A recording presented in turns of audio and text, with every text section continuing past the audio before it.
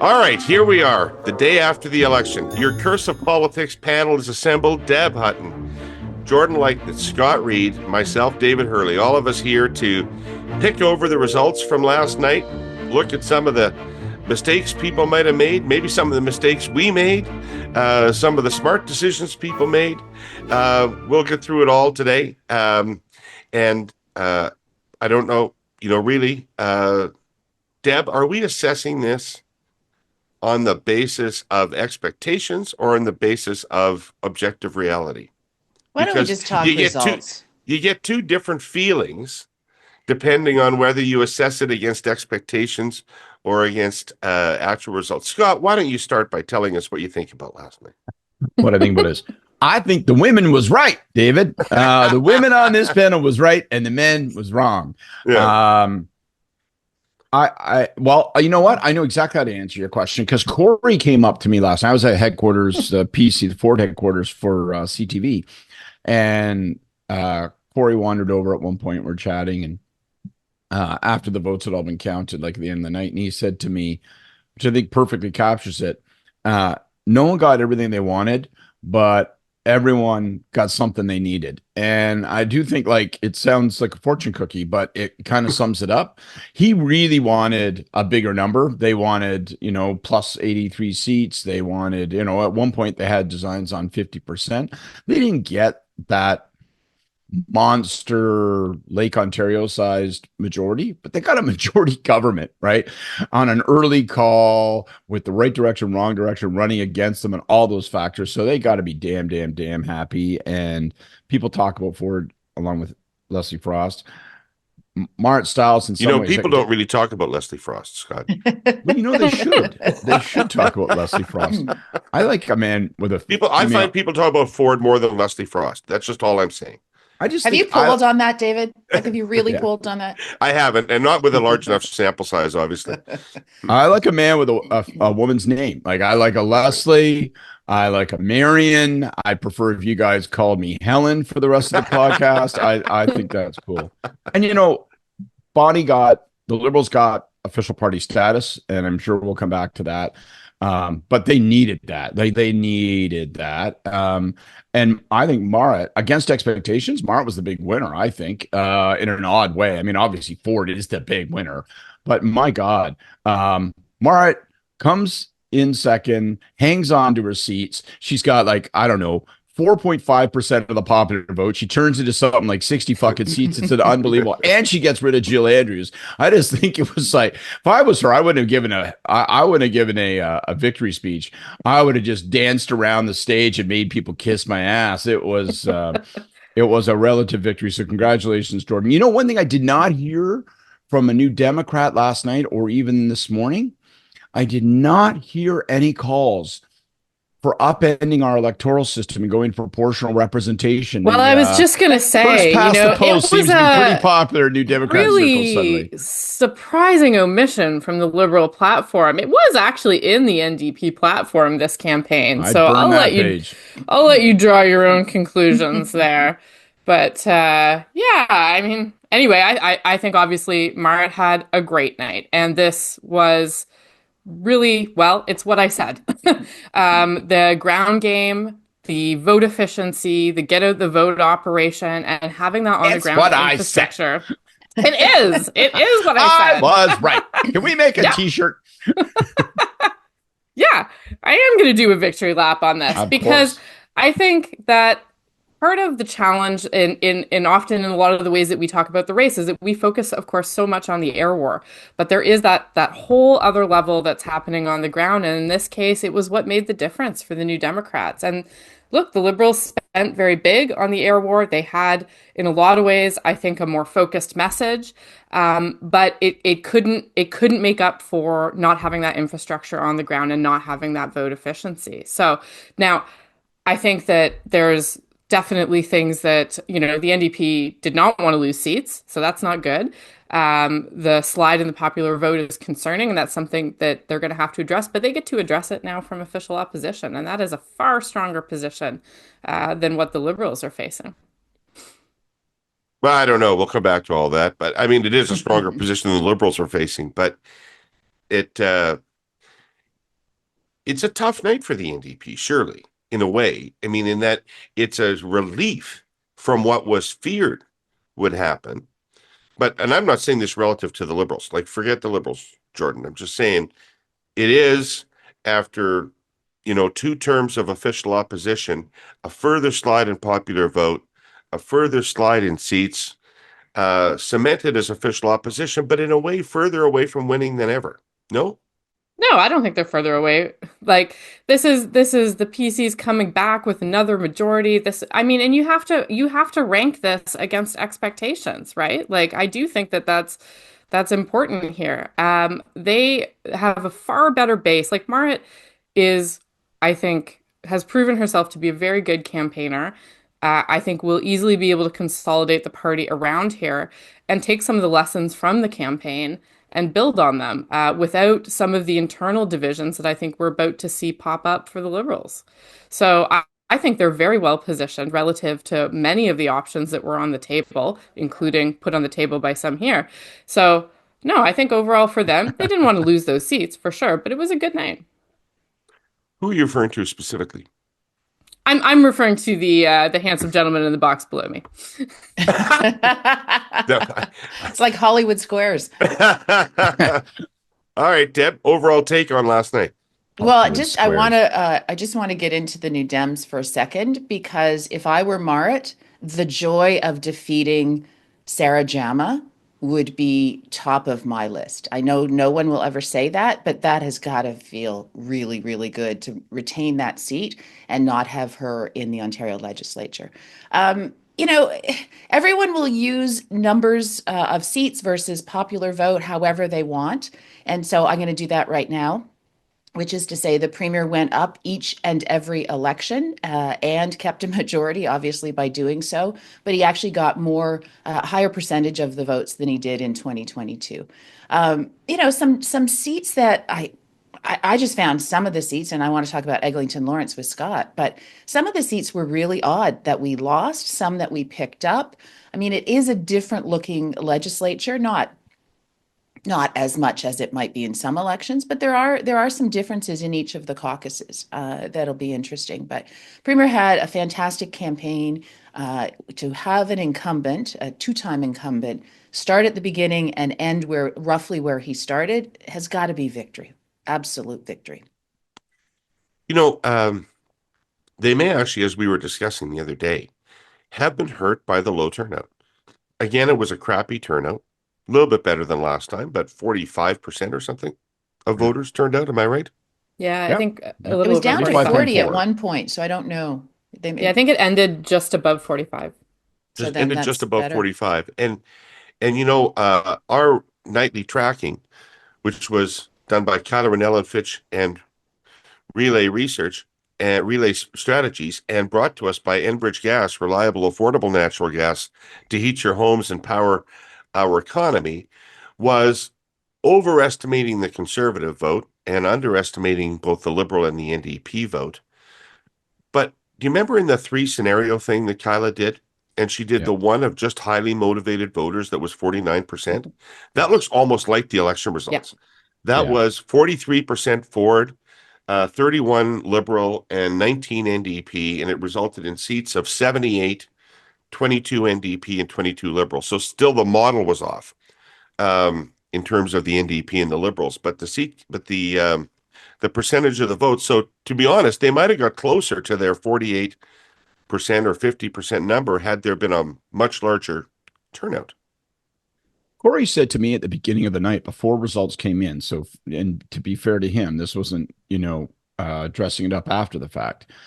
He said before the vote that the popular vote number and the turnout number worried him slightly in that it made like a dozen ridings across the province very, very unpredictable. So there were a couple of head-to-head NDP PC fights, and he was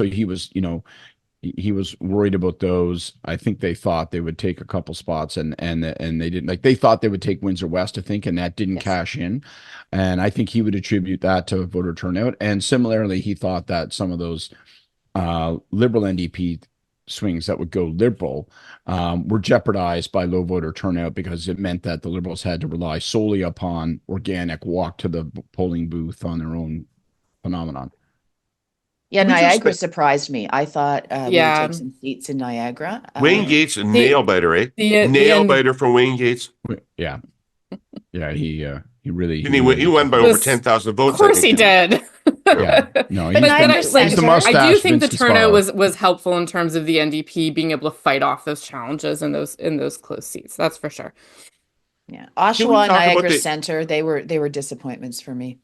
So let's talk about this NDP thing for just a second and the vote concentration. Tell me, Jordan, is it a product of actual get out the vote operations in seats that the NDP hold or in strong on? So is it literally marked lists, calling, driving people to the polls? Is that what it is? Or is the NDP vote just naturally concentrating in certain very specific areas? Well, I think it's a bit of both, right? And I think part of the story here too is that incumbency was worth a lot for the NDP in some of these seats. And the vote has somewhat naturally concentrated over time in those incumbent ridings. But yeah, absolutely. There is a very big machinery that the party rolls out for get out the vote. They spend a lot of time training and preparing volunteers for that. So it's not all reliant on people being sent from other campaigns or being sent from central. And so those investments, that pays off, especially in those tight races. You're able to make sure that your vote is, like I was in Ottawa Centre. I was with Kat McKenney, who won their seat here, and by 8 p.m. they had 70% of their marks voted. Like it's a very efficient machine. And I'm a bad politico because I actually voted on election day because I like to take my kids. And right. By 4 o'clock, I'd received 2 phone calls, a door knock, and a lit drop. Like it is a very, very well-oiled machine, and the investments there you can really see that they paid off. Right. Which underscores how important it is that the Liberals regain official party status, in my view, because the absence of official party status, I think that 7 years of really being lost in the woods really shows up on that basis. You don't have any paid staff. You don't have any infrastructure. There's no mechanism like that 2 door knocks, 3 phone calls that just didn't happen in the ridings, and not because they're stupid and they didn't know to do it, just because they did not have the horses to do it. The only thing I will agree with David, I'm sorry, Jordan, and I do think it was a big victory for Mart. I really do.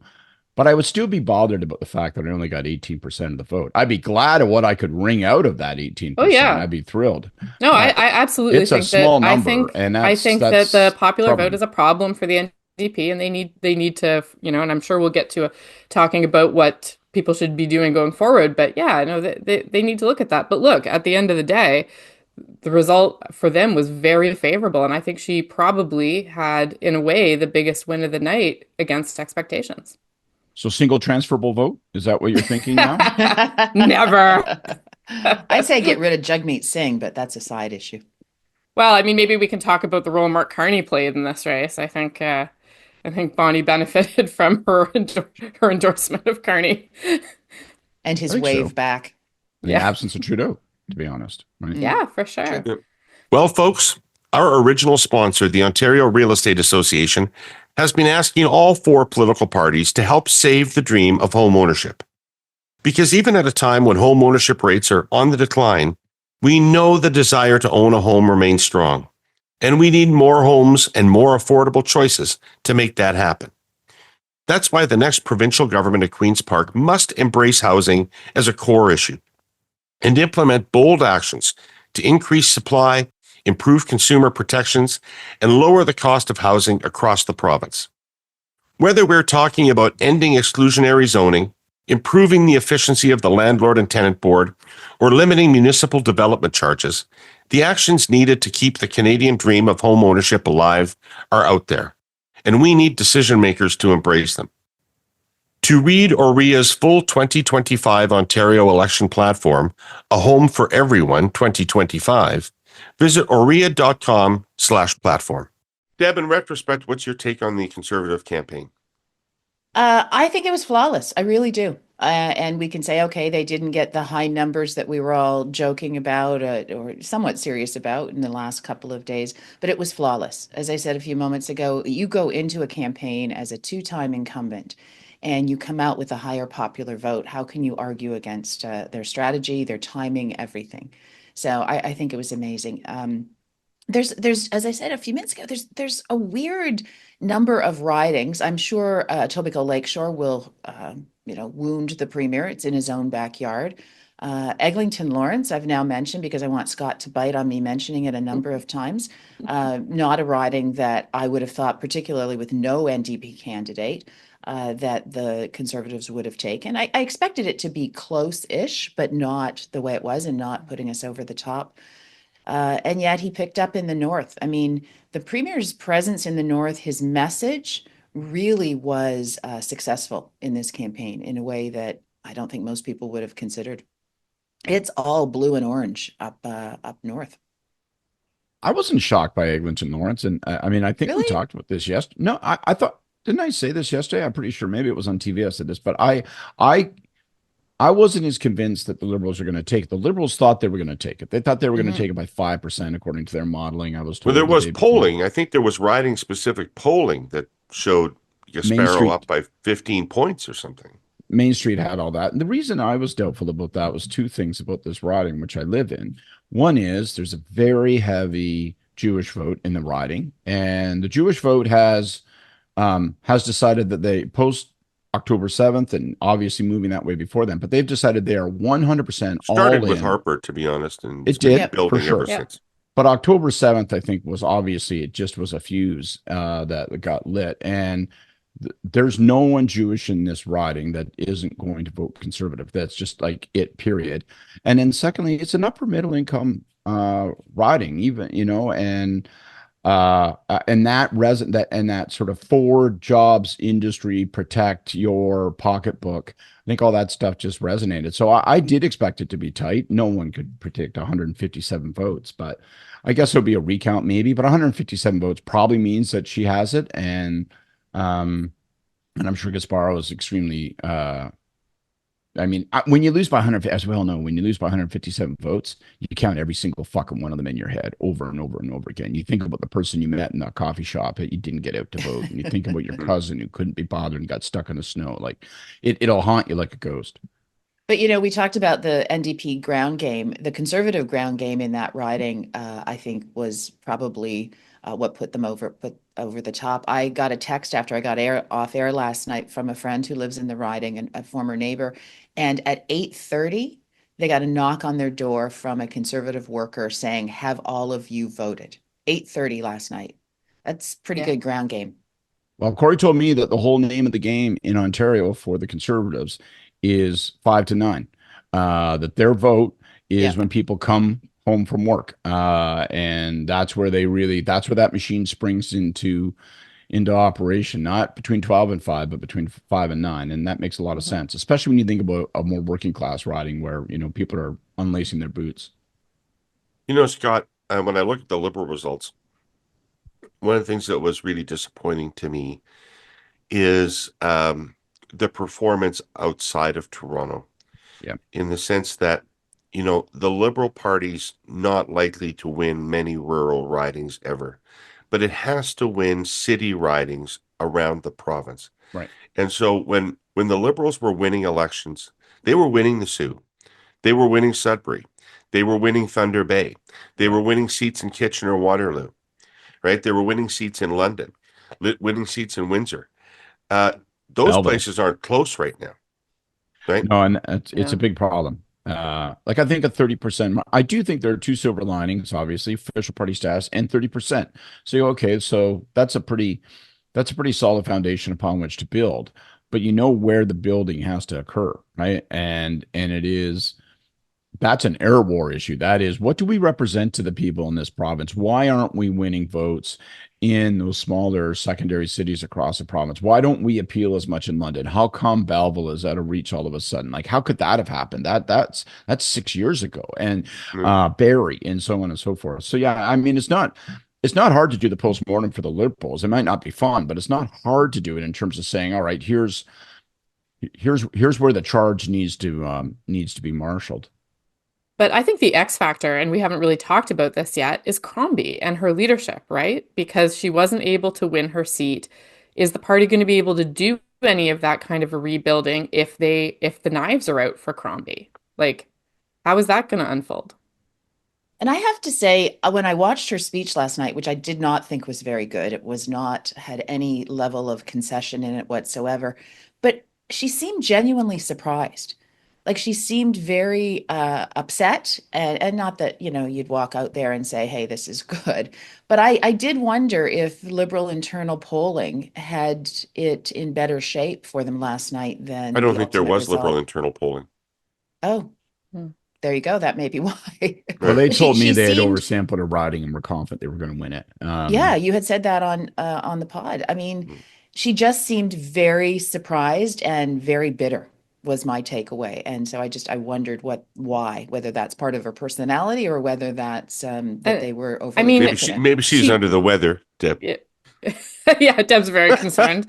But I mean, but it's just like she wasn't able to deliver even Mississauga, even so I think you Yeah. have to wonder like how much of an asset are party members going to see her to be. She's not going to be in the legislature. This is going to be a real slog for her. Well, but there is a case for her. I mean, she did improve the popular vote by about 6 points. Yeah, but is that going to be enough? Well, Liberals expect to compete for government. She promised to compete for government when she ran for the leadership, but I don't think anybody really believed that was in the cards.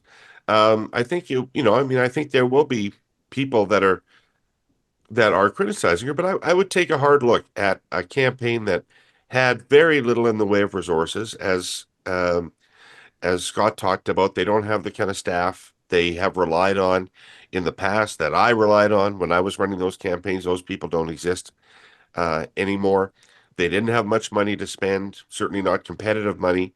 Managed to increase their popular vote in an election that was called specifically to kill them, and got to party status. I'm not saying it isn't a bad result. I mean, I think the Ford government should have been more vulnerable to both of the opposition parties.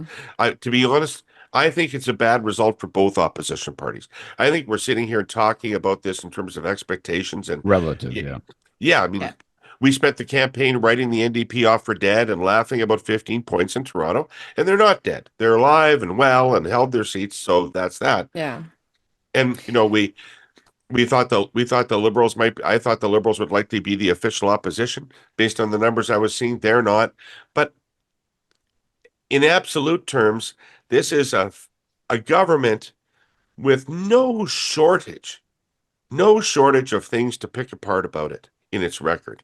Lots of things after 7 years that you can look at and criticize, and the opposition parties really unable to do that much about it. I mean, Yeah. I think that, to be honest, I think if I, as a liberal, if I'd gone through the NDP result, I would be relieved based on what I'd feared going into the vote, but I would be crushed on what the expectations of the official opposition should be in an election campaign.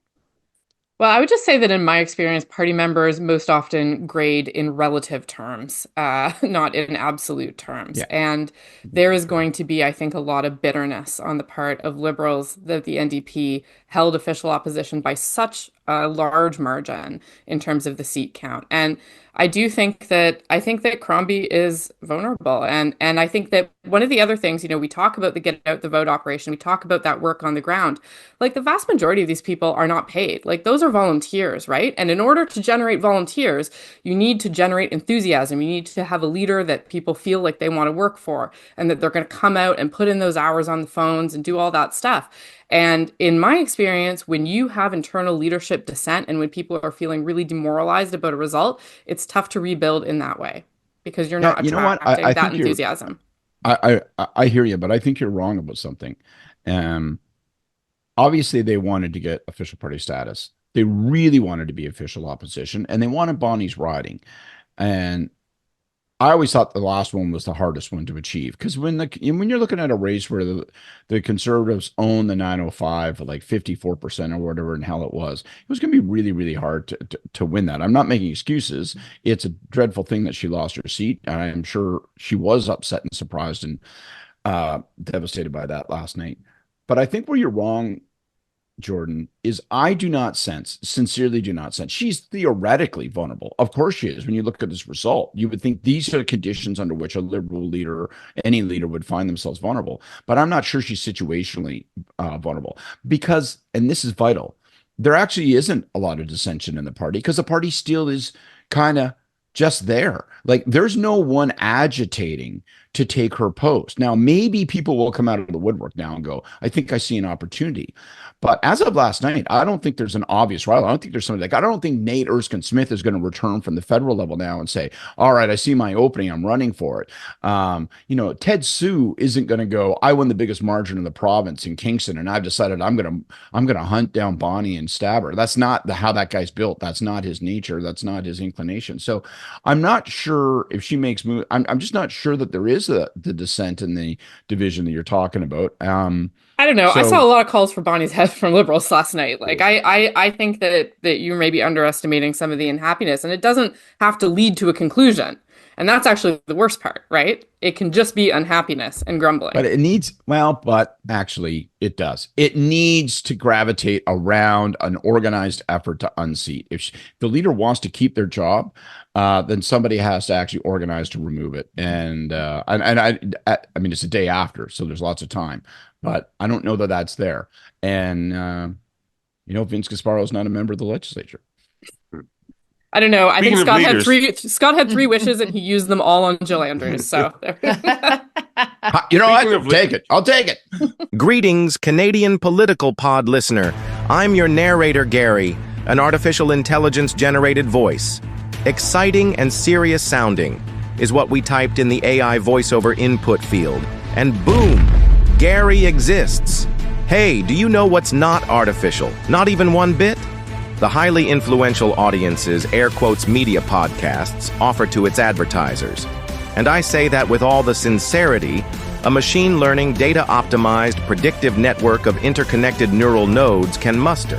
Whether your ad message is on Curse of Politics, the Hurly-Burly, Hotel Pacifico, or the brand new Race to Replace, you will be reaching cabinet ministers, members of parliament, the political class, the C-suite, and corporate Canada, leading journalists, and tens of thousands of engaged Canadians. People saying this is a unique political moment is underselling it. Policy is under scrutiny. A party leader is being voted on. The Ontario election is underway. There will be a new prime minister. And then there's the guy living in the White House who calls us the 51st state. Does anyone remember another time like this? I'm instantly scouring millions of data points to answer my own rhetorical question. No, you do not. This is when you need to get your message to the decision makers. Email us at contact@airquotesmedia.com. You'll be dealing with Jill and Todd, who are real, not artificial at all people, and generally very friendly. Well, Jill is anyway. We're still deciding about Todd. Speaking of leaders, Doug Ford, going to be around for 4 years, going to run again in the next election? No. I wouldn't count him out. No, I think he wants Walls to be premier forever. Yes. Doesn't want. Just like Hazel McCallion was mayor of Mississauga until Bonnie Crombie was. I think if he can, he will. Yeah, exactly. I don't know that it's about, he'll just naturally pack it in. I do think there is this lingering shadow of RCMP investigation. And even if that specific issue doesn't there's this sense of how this government transacts business and whether there's going to be something that bursts a tire with, this guy used to be a lobbyist and pal of Ford's at City Hall, and now he showed up and he got $1 million in some government transaction. I think it's that kind of thing. That you get halfway through this term and one of those blows up on you, maybe that encourages him to pack it in. But if he can run again, I think he'll go for 4. Why not? I'll be a dissenting voice. I think the worst is yet to come for him, for sure. So now he actually has to deal with the Trump issue. all the problems that are happening on other files, healthcare, those are his problems. He's got a big caucus. That's, its own form of a challenge sometimes. The other shoe hasn't dropped on the RCMP yet. And as Kyla has pointed out in her research, there is a slide in his favorables that slow erosion has already started to happen. Time for change numbers were up 7 points just over the course of this election. That stuff is very tough to reverse once it starts. And I would argue, I think Ford, I don't think he's done politically. I think he's quite ambitious, but maybe he looks to another level of government and he gets out before he becomes toxic, right? But you know what? With Donald Trump, pretty much mirroring the 4 years that now Doug Ford has. I mean, that is his wheelhouse. The fighting hard and the business and economic component, that is where he shines. So there's also a lot for him to be fighting for. And we saw it in the campaign. That is what people respond to when it comes to Doug Ford. But Deb, what happens when that's not apprehended? What happens when we're 2 years into the fight and we're consistently losing the fight and things are bad? Well, again, it's going to depend on your definition, because at some point, we will have a federal leader instead of the absence of leadership that we've had at the federal level for the last couple of months. Well, I would argue much longer than that, but when it comes to Trump, the last couple of months. And then he can focus in on the Ontario piece. I mean, he has a lot of stuff. You may not agree with some of what he's doing, but when you look at what he's doing to the electricity world in the province, when you look at, in a very positive way, what he's doing in Northern Ontario, when you look at some of the EV development, now I know there's some cracks in that as well, but those are all building blocks that, as I said, is right in his wheelhouse. And yes, healthcare is there and it's important. And yes, our education system, we hardly talked about at all, both at the elementary, secondary, and post-secondary level. I think that is a huge issue for him. But all of those things, you're just going to have to deal with. And I think he will. Right. Yeah, I don't know. We'll see. But Listen, I mean, I much to my chagrin, our premier has no problem spending money. So, yeah, I guess it's just that, for this campaign, the optics, the visuals, the going down to Washington, the jerseys, that was enough to carry him. But this is only going to get harder from there. And I think that the more things turn back to Ontario issues, the more challenging it'll become for him. Don't forget the song. I think the song carried the them a lot. And that song, they can do a new song. Bad Nickelback, is that what that song is called? Bad Nickelback, is that what that song is called? I think we should make Kory sing it when he comes. They put it on in that headquarters last night, and people pulled their pants down with delight. They love that song. Ontario conservatives love that song. I hate that song. I hate that fucking song, man. Yeah, it's going to be in your head for a long time, though, I guess. Okay, let's do our final do-overs. Okay. Our final do-overs of the campaign. Jordan, you first. I don't have a lot with respect to the campaign, to be honest with you. I think Marit and the team ran a very good campaign. I think the results were very good for them in terms of expectations and what they could be. I think the do-over that I would have is related to what happened before the campaign, and it's a caution. It's a warning for what's to come. Official opposition, what's happening in Queen's Park, that is not the game.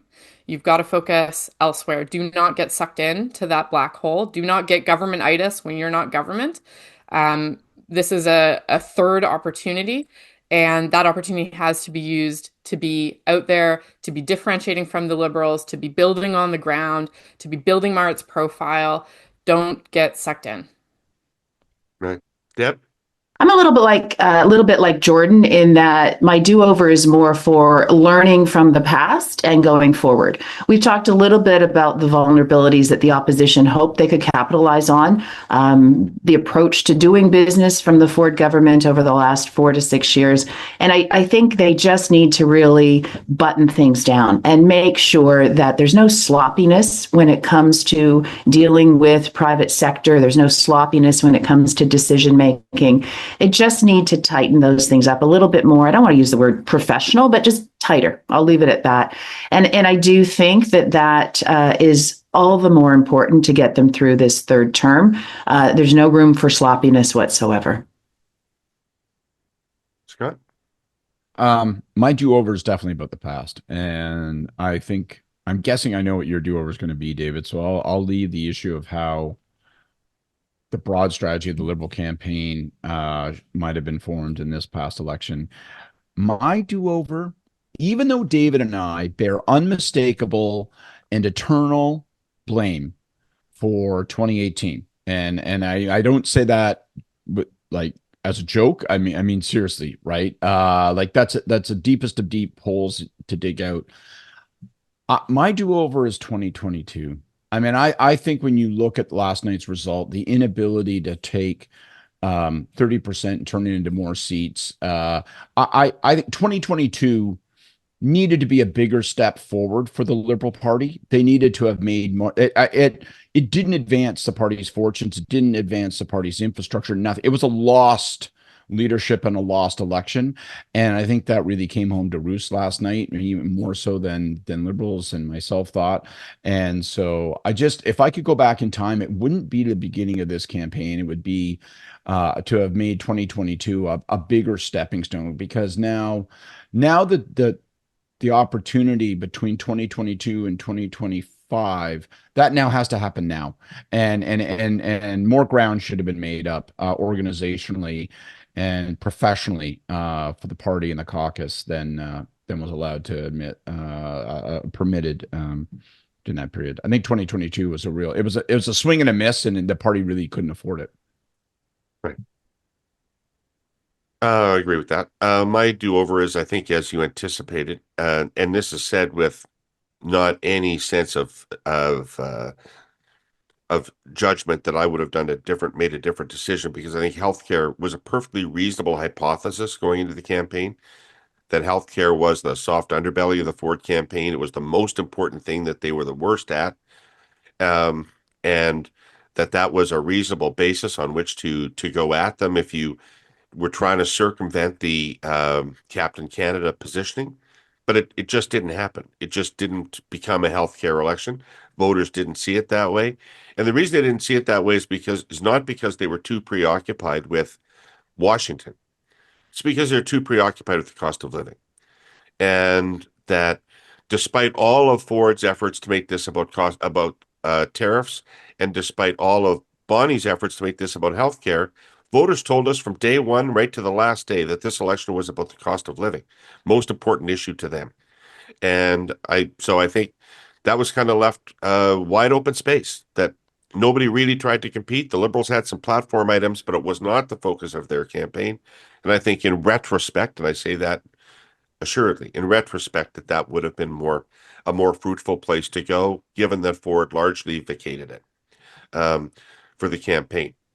That is an implication federally, doesn't it, David? Oh, I think so. Like that's a sobering reminder. Think so. That I think in the bubble, everybody thinks this election federally now is absolutely irretrievably about tariffs and who can manage Washington. I think that's an important set of context, but it doesn't change the fact that people who are having trouble paying for their groceries are less likely to be concerned about what's happening in Washington. And more likely to be looking for political leaders that will help them in the immediate. So, Deb, you look skeptical to what I'm saying. Well, I just think it is easy. And we talked about this probably the first week of the podcast. I think it is easy to tie affordability and the Trump tariffs. I really do. And so that gives you what you're looking for. Right. Okay. Well, it's that time. Blessings and curses. Blessings and curses. Who wants to go first? Raise your hand if you're a keener. I'm going to go first. I want to send my blessing to... Well, wait a second. Just in the interest of enforcing the rules, and I know it's your last day and I should cut you some slack, but in the interest of enforcing the rules, I said put up your hand, and Jordan dutifully put up her hand, and you just jumped in. Yeah. So Jesus Christ, what are you, a grammar teacher? Today. I am. Jordan, what's your blessing or curse? Well, I mean, mine, it's a blessing, and it's kind of it's a feel-good one. And it's truly going out to everybody who put their name on the ballot and everybody who worked a campaign across the province. We live in a time where doing political work is not Like your grandma probably doesn't like it. You get looked at a little bit sideways. It's not a popular thing to do. It takes a lot to put your name out there. It takes a lot to sacrifice the time with your family. For people who work on those campaigns, it's not for the money, it's not for, it's for a chance, for the vast majority of them, it's for a chance to serve their community, and to make Ontario and make our country a better place. And we can disagree really strongly about the ways to get there. But, I want to salute all of those folks who took the time to do that, because this is the beating heart of democracy. This is what makes things work. It is not a spectator sport. And you guys got it on the field. So a blessing out to everybody who did that work. Nice. Okay, Deb. Oh, do I need to put up my hand now? Yeah. No, listen, it's a blessing to you guys for welcoming me, and to Kory for trusting me with his conservative slot on the podcast. It's been so much fun. I am going to miss it. Not going to miss talking to everyone at 6:30 in the morning, but I am going to miss the conversation. So thank you for welcoming me. Been awesome. Scotty. My blessing. Now be vicious after that, Scott. Yeah, my blessing goes to Kory. Thank Christ you're returning. I've missed you. This has been drudgery. No, my blessing, not surprisingly, maybe goes to Bonnie Crombie for a couple of reasons. I mean, first of all, I do think she was surprised, and I think she was hurt last night. I think that she's cultivated a long relationship with Mississauga as a member of parliament, as mayor. I think it felt personal when she failed to win a riding. She's now stuck as a remote worker, and I don't think that's any fun for her. And so I could see the hurt on her face last night, and that made me feel bad. But she has brought the party back from the dead now. I mean, it was a swing and a miss in 2022. Now they got 30% of the vote. They have official party status. These are the tools required for a real, genuine rebound, and the party has her to thank for it, I think, indisputably. I also want to say, personally, to Bonnie and to Jen and to Chad running the campaign, thanks for letting my kids take part in their first campaign. They had a ball. They learned a lot. I got to have a quick beer with Jack, my oldest, the night before last. And, I said to him, what did you learn on the campaign? And he even through his cynical armor, he had to admit that he'd learned a lot and he enjoyed it a lot. So I got a really sweet note for Bonnie last night, saying nice things about my kids. So that was sweet. Oh, that's great. So I echo that, but how could my blessing not go out to our podcast partner, my business partner, and the architect of the PC campaign, Kory Teneycke? I mean, it's Wow. it is. We've sort of blown past their campaign in this discussion and talked mostly about the other two parties and what they did well and what they didn't do well. But holy God, I mean, if anybody had come up to you in 2017 and said Doug Ford is going to be one of the longest serving and most electorally successful premiers in Ontario history, you would likely not have taken that seriously. And one of the larger reasons that has come to pass is because of the efforts and insights of Kory. And so I all